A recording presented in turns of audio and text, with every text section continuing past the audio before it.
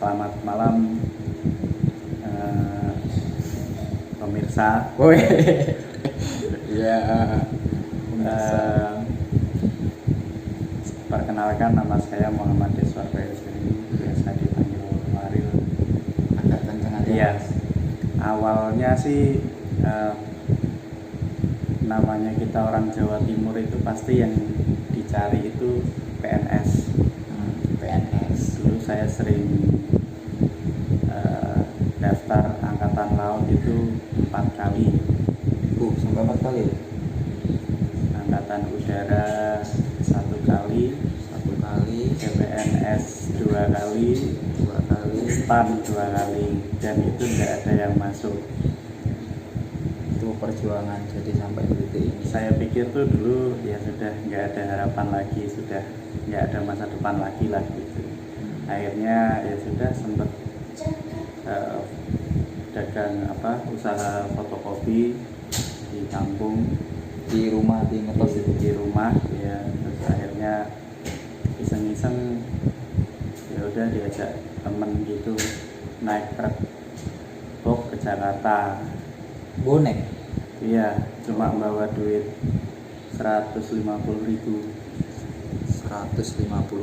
ke Jakarta. ke Jakarta. Nggak ada saudara, nggak ada yang dituju. Nah, saudara nggak ada, jadi ya tinggalnya di tempat teman itu di gudang limbah. Di gudang limbah. Iya, gudang limbah itu ya karena nggak bawa apa-apa ya, bawanya cuma duit 150.000.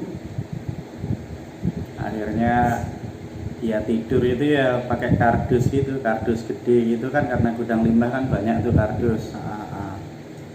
Kardus itu banyak, jadi ya kita ambil yang paling besar. Akhirnya dipakai, kita gunting terus dipakai buat tidur. Itu 1 tahun kayak gitu ya. Akhirnya ngalami kecelakaan juga sebelum dapat kerjaan. Nah, itu kecelakaan apa? Kecelakaan, jadi pas turun itu turun dari motor gitu, ada di belakang kendaraan saya itu ya kena cakra motor akhirnya kaki, dan lumayan juga itu waktu itu sampai ya tulang itu sampai putih gitu kelihatan ya. Terus karena yang kecelakaan atau yang ngalamin itu teman saya atau saya sendiri, terus yang nabrak itu teman saya. Akhirnya ya sudah, karena sama-sama nggak ada duit, dibawa ke bidan itu pun nggak ada tempat praktek. Akhirnya kaki saya itu dijahit di depan rumahnya, di sofa, cuma ditengkurepin gitu doang, sudah dijahit gitu. Hingga akhirnya ya udah ngerasa kering 2 minggu gitu kan. Akhirnya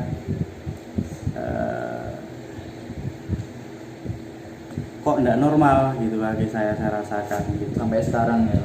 Sampai sekarang. Akhirnya sempat saya konsultasi sama dokter, terus saya tanya waktu itu, dok ini kok kayak gini gitu. Ternyata memang ada tendon Achilles yang putus. Tendon Achillesnya putus. Ya. Nah, waktu itu dokter sempat menyalahkan kenapa kok dibawanya ke bidan, bukan dibawa ke dokter, padahal bidan itu kan ngurusin masalah kelahiran anak dan lain sebagainya. Ya karena memang mau bilang gimana, Iya. nggak ada uang sama sekali kok, mau dokter Dan gimana. orang tua keluarga nggak ada yang sama sekali nggak tahu ya. Nggak tahu, memang sengaja saya nggak mau ngasih tahu, memang nggak mau merepotin juga. Dan itulah perjuangan awal-awal tidur di kardus sampai kena kecelakaan kayak tadi. Ya, jadi di gudang limbah itu ya kalau kedatangan ular gitu biasa, deket rawa. Nah, ular. Bayangin tuh. Pertama kali ke Jakarta ya. Terus ke sana berapa tahun? Ke sana ya sekitar 1 tahunan. 1 tahun di situ. Terus akhirnya dapat pekerjaan di pabrik. Kecelakaan lagi, tangan saya yang lengan kanan ini Oh, ada ini bekas bekasnya ini. jahitan. Nah itu jadi kena conveyor, jadi posisinya naik turun gitu. Tangan saya masuk ke dalam. Nah ada yang nyalakan padahal sudah saya matikan. Jadi ini nekan ke bawah, yang ini nekan ke atas. Gini Sudah berarti. telat saya nariknya, terus akhirnya ya sudah, akhirnya ada tulang yang pecah, ada yang dislokasi, terus ada yang retak juga. Retak juga. Nah, hingga akhirnya ya sudah itu masuk rumah sakit lagi, terus di semen segala macem. 1 bulanan lah kira-kira tidak kerja. Akhirnya balik kerja karena dirasa ini tangan rupanya sudah mulai tidak kuat untuk bekerja di pabrik, ya akhirnya saya memutuskan untuk ke BLK. Oh, Balai Latihan Kerja. Iya, Itu tahun berapa itu? tahun 2008. Tahun 2008 mulai masuk ke BLK. Terus habis dari BLK?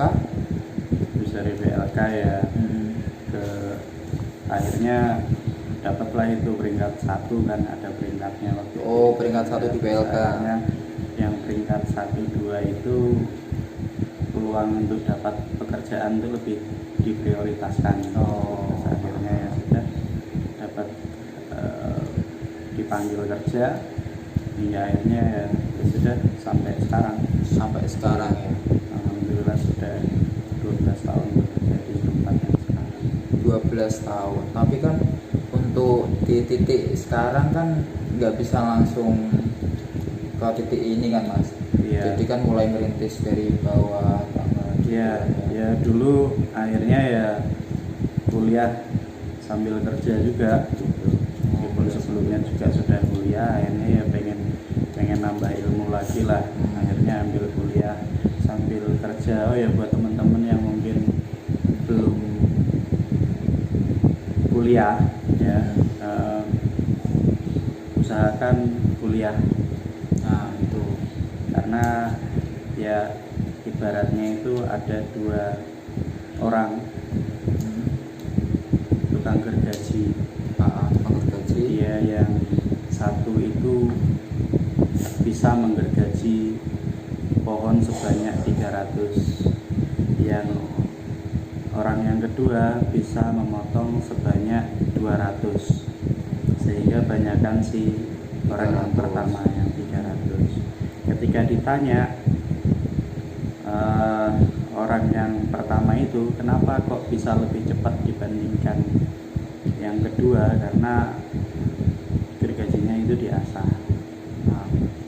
Gergajinya diasah. Yang kedua ditanya kenapa kok bisa lebih lambat dibandingkan si B, karena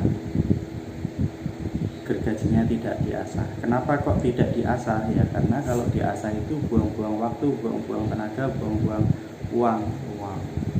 Seringkali kita berpikiran ketika kuliah itu, apalagi sambil kerja, itu lumayan berat, capek. Belum lagi uang hasil kerja kita itu akan masuk ke biaya kuliah. Waktunya orang istirahat, waktunya orang bekerja, kita bekerja. Waktunya orang istirahat, kita juga istirahat. Kita juga kuliah, belajar. Waktunya orang tidur, kita masih mengerjakan tugas. Dan alhamdulillah saya sudah bisa dapat dua jurusan ya. Waktu itu ambil manajemen dan teknik mesin. Manajemen sama teknik mesin. Iya. Jadi emang biasanya kan banyak teman-teman yang ngeluh kan, wah ini kuliah udah banyak kerjaan, banyak tugas gitu. Nah coba sekarang yang diambil kerja sambil kuliah, kan tambah berat lagi. Tapi memang harus dijalanin Mas ya. Ya memang harus dijalani prosesnya. Ya akhirnya ya gitu, rupanya ya salah satunya tuh bisa mempercepat proses kita lah menuju apa yang mungkin ke arah yang lebih baik lagi. Tapi emang kalau orang berilmu itu emang insya Allah sama Allah juga dijanjiin ini kan Mas, dinaikkan 1 derajat gitu kan. Nah ini kebetulan ngomong-ngomong nih dapat gamis juga nih. Habis dari umroh juga ini, wah. Alhamdulillah. Baru berapa? 35 tahun Mas ya? Ya. Umur baru 35 tahun udah punya rumah. Dari awalnya yang istilahnya cuma bonek lah di sini, nggak punya tujuan, maksudnya sampai ke arah sini itu nggak ada. Sekarang udah ini anak yang pertama ini, siapa namanya? Yakdan. Nah ini untuk kedepannya ini gimana Mas? Dari sampean sendiri masih tetap istiqomah di jalan sini, apa mungkin punya pandangan lain? Dan kalau misalkan punya unek-unek buat teman-teman, motivasi lah gitu. Biar semangat. Kalau paling ya buat teman-teman sih apa namanya, kalau namanya kaya itu takdir sih kalau menurut saya. Kaya itu takdir, Tapi kota itu yang harus selalu diasah, karena kan ya masalah jodoh mati rezeki itu kan bukan urusan kita gitu. Jadi intinya sih kita cuma disuruh ikhtiar terus tawakal gitu. Seringkali kalau di dunia kerja itu banyak yang ngeluh ketika beban kerjanya itu kok nambah-nambah terus gitu. Betul. Sebaiknya jangan ngeluh lah, itu artinya bosnya percaya sama Anda. Jadi ya dinikmati saja. Dan kita tidak tahu, mungkin kedepannya itu ketika kita ikhlas menjalani apa yang sudah dibebankan kepada kita, ya mudah-mudahan itu kalau tidak jadi rezeki nanti di akhirnya mungkin ya jadi pahala lah gitu. Ya, jadi bekerja dengan sebaik mungkin dan seikhlasnya lah. Jangan banyak ngeluh. Jadi gitu sih kerjanya. Tapi emang luar biasa banget sih. Kadang Sabtu Minggu juga los, kerja terus, banting tuang. Sampai pulangnya juga. Jadi emang aku dari tahun 2018 Mas ya, itu emang sejak saat itu sih sampai sekarang ini mungkin mulai ngikutin jejaknya dia. Meskipun kita beda perusahaan, cuma bergerak di bidang yang sama, itu konsultan industri kayak gitu. Oke, mungkin cukup aja Mas ya. Iya. Udah lama juga, yang penting beberapa yang didahulukan oleh beliau ini ya mudah-mudahan bisa menginspirasi banyak orang. Jadi kita nggak apa-apa terlahir miskin, tapi yang menjadi masalah ketika kita meninggal dengan keadaan miskin juga, kayak gitu Mas ya. Iya. Ya paling ya satu lagi sih teman-teman, sukses itu relatif. Banyak orang yang anggap bahwa sukses itu ada harta dan lain sebagainya. Kalau menurut saya sih sukses itu ya ketika kita bisa mensukseskan orang lain, karena menjadi percuma kita kaya, kita sukses tapi orang-orang terdekat kita itu tidak sukses. Ya, jadi khairun nas anfa'uhum linnas sajalah gitu. Bermanfaat bagi orang lain gitu Mas ya. Iya. Nah, itulah prinsipnya. Khairun nas anfa'uhum linnas. Oke, cukup sekian kali ini. Mudah-mudahan memiliki manfaat pada teman-teman. Amin. Yang penting jangan patah semangat, masih muda, jangan banyak ngeluh. Gitu dan ya. Oke, terakhir bilang apa?